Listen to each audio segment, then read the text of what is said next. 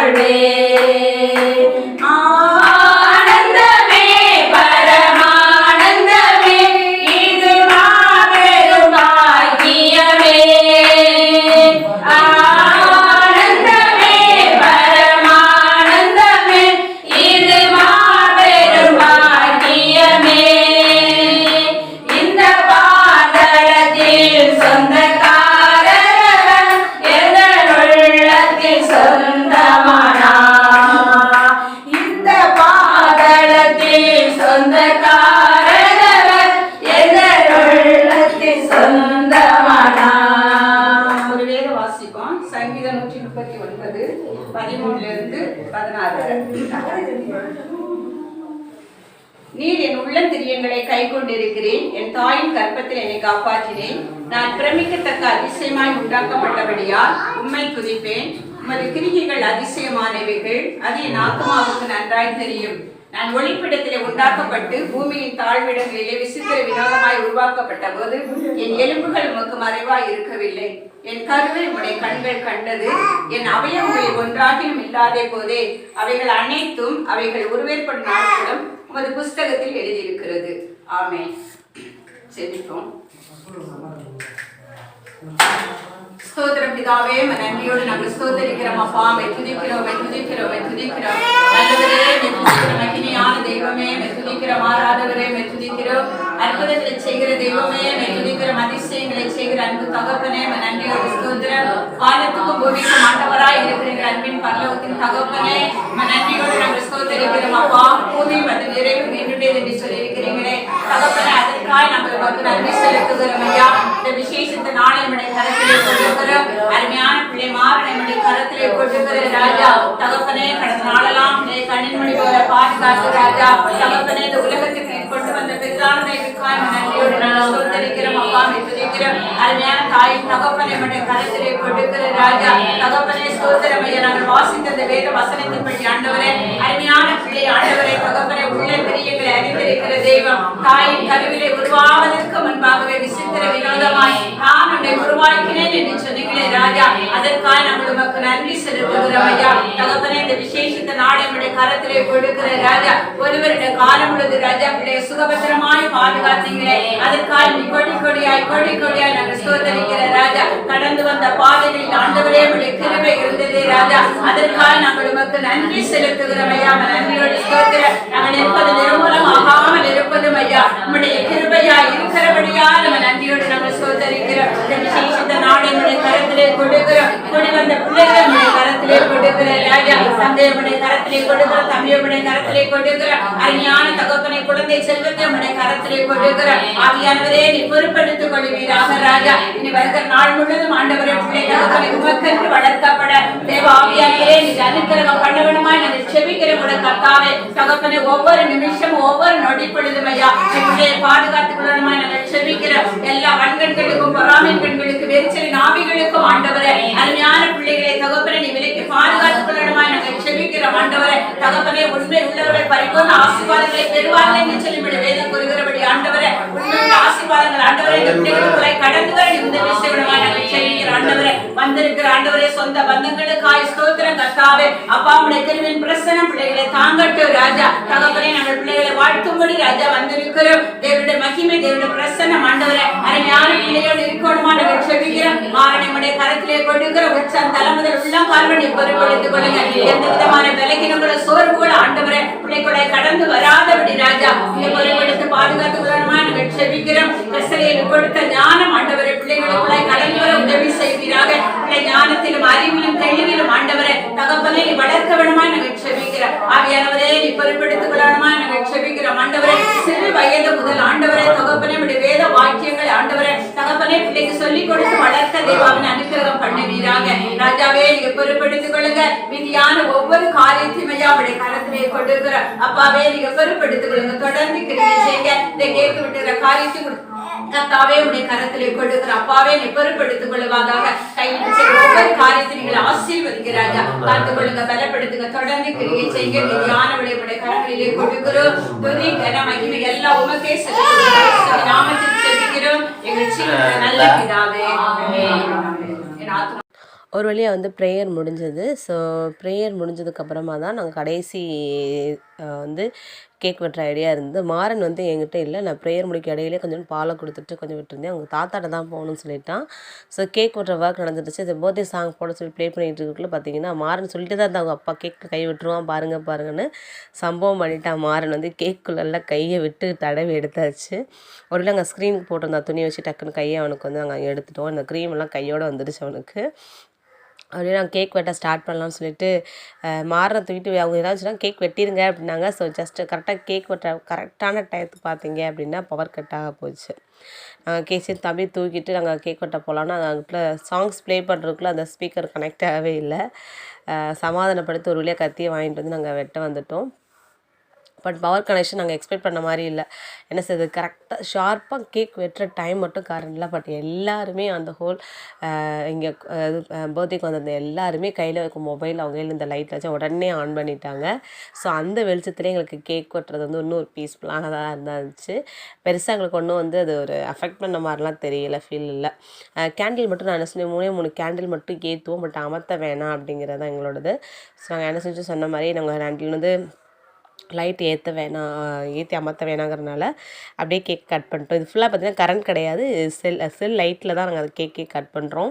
Cake பார்த்திங்கன்னா 3 kg. நான் தனியாக வந்து எனக்கு பிடிச்ச ஒரு டிசைன் சொல்லி தான், ரெயின்போ டிசைன் சொல்லி தான் கேட்டிருந்தேன் சென்னை பேக்கரில். ஸோ நல்லா பண்ணி கொடுத்துருந்தாங்க. Cake taste wise okay. Design பார்த்திங்கன்னா நம்ம என்ன நாங்கள் வேணும்னு நிர்வாகத்தணும் அதை கொடுத்துருந்தேன். மாறனுக்கு இந்த கேக் வெட்டிட்டு கொடுத்து பார்த்தேன். மாறன் சேட்டை பையன் வந்து அதை வாங்கலை. திரும்ப கொஞ்சம் ட்ரை பண்ணி கொடுத்துட்டு கேக் எங்கள் வீட்டுக்காரோட அண்ணா அவங்களாம் இருந்தாங்க. ஸோ ஷேர் பண்ணி கொடுங்க கொஞ்சம் வீட்டுக்காரர் கொடுத்தேன். அதுக்குள்ளே சைடில் நிறையா கமெண்ட் வந்துருச்சு, பையனுக்கு பிறந்தனால வீட்டுக்காருக்கு பார்த்தேவான்னு. ஒரு வழியாக நாங்கள் கேக் இங்கே வந்து நாங்கள் கட் பண்ணி முடிச்சோன்னா அந்த நான் எல்லாேருக்கும் கொடுக்கணும் இல்லையா. ஒரு 5 minutes தான் அந்த கரண்ட் இல்லை. அந்த செகண்ட் கேக் வெட்டுற டைம் தான் கரண்ட் இல்லை. கொஞ்சம் வெட்டி குட்டீஸ்லாம் கீழே நின்றாங்க. அதனால் கொஞ்சம் பீஸ் கேக்கை வெட்டி எல்லா குட்டீஸ்க்கு மேலே வச்சு வாயில் கொடுத்துட்டு ஸ்டிக்கில் பார்த்தீங்கன்னா ஸ்டார் மிட்டாய் இருந்தது. அதனால் கழட்டி ஒரு ஸ்டிக்காக கழட்டி நான் ஒரு குட்டீஸ் கையிலையுமே நான் கொடுத்துட்டேன். கரெக்டாக பார்த்தீங்கன்னா 7 பேர் நின்றாங்க. எனக்கு குட்டீஸ் நின்றுச்சுங்க. அந்த 7 குட்டீஸ்மே அண்ணன் பொண்ணு அக்கா பொண்ணு அந்த மாதிரி தான். ஸோ அதனால் ஒரு ஸ்டிக்கையுமே நான் என்ன செஞ்சேன், கழட்டி ஒரு குட்டீஸ் கையிலே நான் கொடுத்துட்டேன். ஏன்னா அது கரெக்டாக இருந்துச்சு. எக்ஸஸாக இருந்தால் கம்மியாக இருந்தால் பிள்ளைங்க கம்மியாக இருந்து பரவாயில்ல, பட் கரெக்டாக இருந்தது எல்லாத்துக்குமே. அது ஒரே ஒரு கிட் மட்டும் எனக்கு வேணான்ட்டாங்க. சரியாக இருந்துச்சு. அதை அந்த எல்லா கேமும் குட்டீஸ் கதை கொடுத்தோன்னு ரொம்ப ஹாப்பியாக அது மிட்டாய் தான் ஆச்சுலாம். அதுக்கப்புறம் அந்த லைட் வெளிச்சத்தோடய கேக் பீஸை பேக் பண்ணி வந்துட்டு ஆரம்பிச்சோம். அதுக்கடையில் நிறைய பேர் தேங்க்ஸ்கிவிங் கிஃப்ட் வந்து நிறைய இருந்தது. எல்லாருமே பார்த்து வெட்டிக்கிட்டு இருக்கும்போதே அவங்க கிஃப்ட்டை வந்து கொடுக்க ஆரம்பிச்சிட்டாங்க. அதாவது கேக்கை வெட்டி டிஸ்ட்ரிபியூட் பண்ணுறதுலேயே இருந்துச்சு. கோபு ரொம்ப க்ளோஸ் ஃப்ரெண்ட் கரூர் விஜயநகர் எல்லா ஃபங்க்ஷனும் வந்துருக்குறாங்க.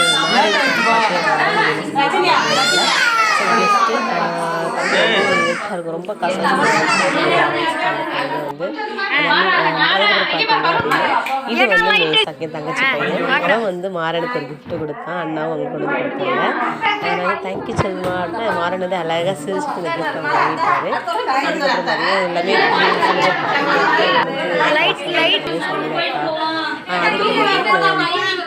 கீழே இருக்கிறது வந்து இதுக்கப்புறம் வந்து மரியாதை அப்புறம் வந்து ரொம்ப ஹெல்ப்பாக பார்த்தீங்கன்னா பிரச்சனை வந்து ரொம்ப தங்கச்சி வந்து பெரியம்மாவும் சரி கேட்க அழகாக டிஸ்பிளே பண்ணிட்டார். எல்லாருக்கும் எல்லாருமே நல்லா சப்போர்ட் ஃபங்க்ஷனில் நாங்கள் நின்று பார்க்கணுங்கிறவங்க ராணிமா அவங்க வந்து ஸ்டார்டிங்லேருந்து எங்களுக்கு எங்கள் மேரேஜாக இருக்கட்டும் எல்லா விஷயத்துலையுமே வந்து ரொம்ப ஹெல்ப் பண்ணாங்கன்னா தேங்க்ஸ்லாம் வந்து நான் வேறு நாளாக பார்க்க முடியாது. கடைசி நாளில் ஞாபகம் வச்சுக்கணும். இந்த மாதிரி தான் மொமெண்ட் வந்து ஸோ வந்து எல்லாருமே வந்து டேக் அவுட் பண்ணிட்டாங்க. அவங்க ரெஸ்பான்சிபிலிட்டியும் இல்லாமல் வந்து ஃபேமிலி அப்படிங்கிறது பார்த்திங்கன்னா இந்த ஒரு விஷயத்த நம்ம கனெக்ட் பண்ணிக்கலாம். எதிர்பார்ப்பு இல்லாமல் ஹாப்பினஸ் மூமெண்ட்ஸ் வந்து எல்லாருக்குமே ஷேர் பண்ணுறது ரொம்ப ஹாப்பியாக இருந்தாங்க. நாங்கள் கேக் கட் பண்ண கொஞ்ச நேரம் கரண்ட்டும் வந்துடுச்சு. ஸ்க்ரீனில் பார்த்திங்கன்னா தெரியும். இது வந்து பார்த்திங்கன்னா அவரோட செகண்ட் பசங்க 2 பேர் சுந்தர். ஸோ அவங்களும் அவங்களோட வந்து அவங்களோட வந்து சங்கீதா இருப்பான்.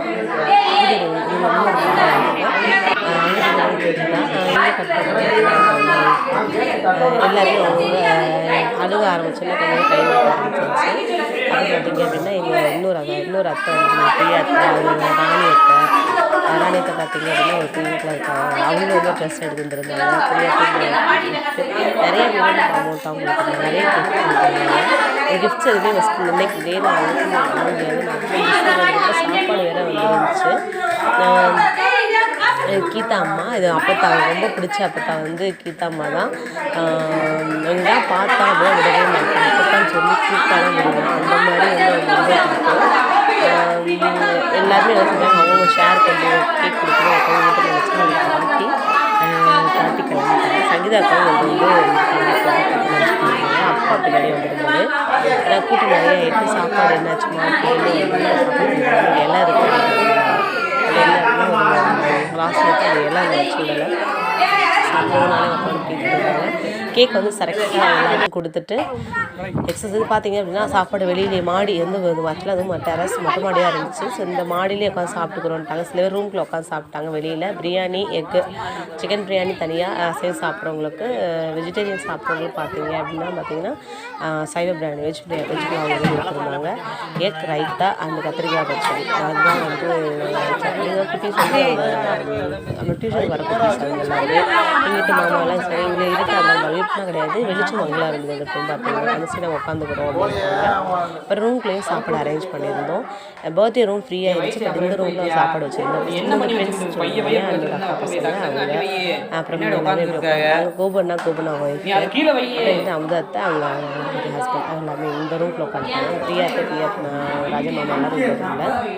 ஹால் 2 ரூமே கம்ஃபர்டபுளாக இருந்துச்சு. பட் சில வச்சுட்டாங்க காற்று இந்த ரூமில் ஃபேன் போடாமல் இருந்ததுனால எல்லாம் நாங்கள் வெளில உட்காந்து சாப்பிட்டுக்கிறோம் அப்படின்ட்டாங்க எல்லாருமே. கிட்டத்தட்ட சாப்பாடு பார்த்திங்கன்னா ஒரு 1.5 மணி நேரம் இருக்கும். பந்தி மட்டும் தனியாக போய்கிட்டு இருந்தது. அவங்க சொன்னால் நாங்கள் தனித்தனியாக உட்காந்து ஃப்ரீயாக சாப்பிட்டுக்கிறோம். அந்த வேலை வந்து வந்தவங்க யாருமே இவங்க கவனிக்கலாம் அப்படிலாம் கிடையாது. இலைய எடுத்துகிட்டு உட்காந்தாங்க, கடாடான்னு சாப்பாடு எல்லாருமே பரிமாறினாங்க. அதெல்லாம் ஒருத்தரும் கிடையாது.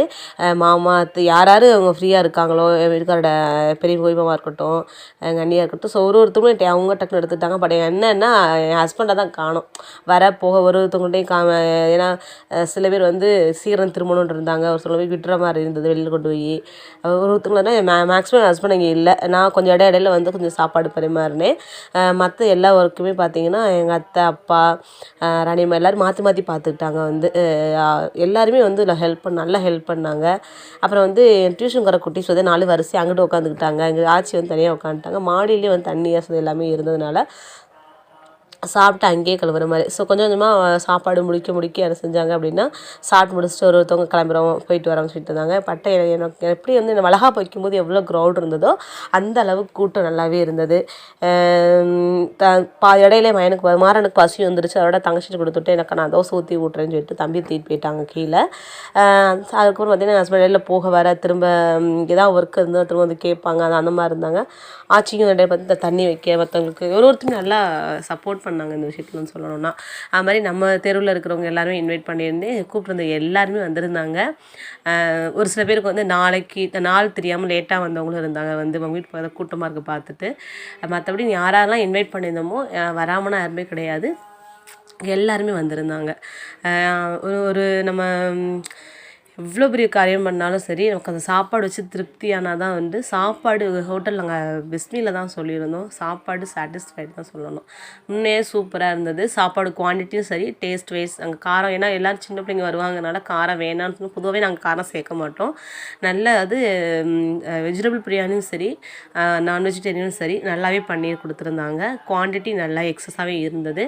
அப்புறம் வந்து கொஞ்சம் எல்லாருமே சாப்பிட்டு முடிச்சு கொஞ்சம் கூட்டம் குறைய ரூம்குள்ளே நிறைய பேர் சாப்பிட்டாங்க, வெளியில் வந்து சாப்பிட்டாங்க. செலின் வந்து கேமரா வந்து ஒரே இடத்துல ஃபிக்ஸ் பண்ணி டைம் ட்ராவல் ஷாட்டுக்கு கொடுத்துட்டா. அதனால தான் இவ்வளோ ஸ்பீடாக வீடியோ இருக்கும்.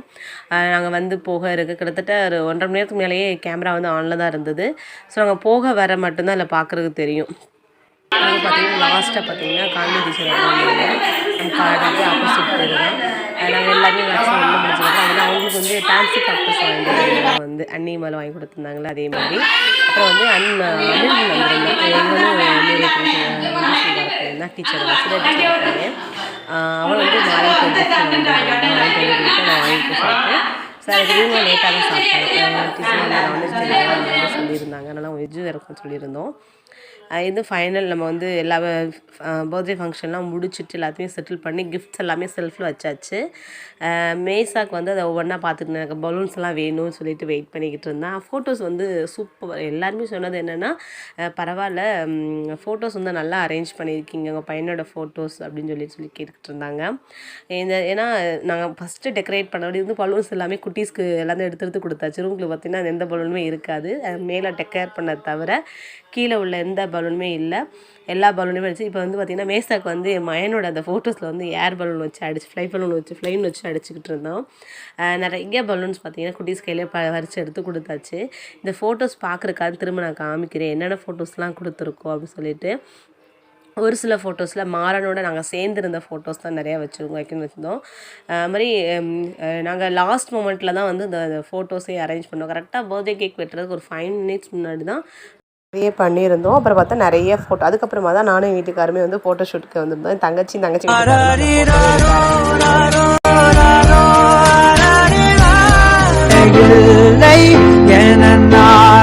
கரைகின்ற அடிவானமோ குறையாத பெருந்தூரமோ 7 வண்ணம் அறியாத ஏழை இவனோ வேறும் வரை போகும் இடம் தெரியாத நேரம் காய்ந்து கதகதப்பு தந்தவுடன் தாமதமத கமனாலின் சூதியாக மது போல பெய்த மழையே மனசாக அழகானனையே இணையாய சலபம் போ